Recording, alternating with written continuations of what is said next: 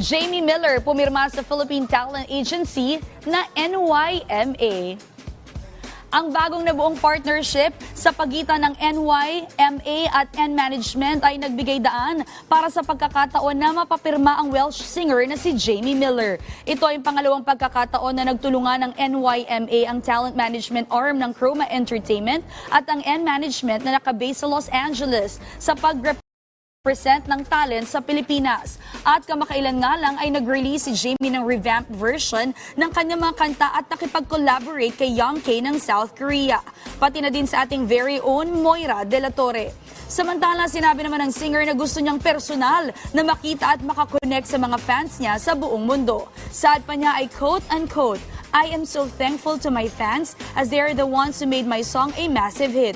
They motivate me to do shows. I can't wait to connect with them and hear them sing with me." Matatandaang sumikat si Jamie noong 2017 na mag-audition siya ng 6th edition ng The Voice UK, kung saan dahil sa kanyang galing at emotional performances, ito ang nagdala sa kanya sa semifinals at tinapos niyang competition bilang 3rd place. Mula noon ang kanyang musical career ay patuloy na umarangkada at noong 2021 ang kanyang kanta na Here's Your Perfect ay sumikat at nakilala sa iba't ibang social media platforms.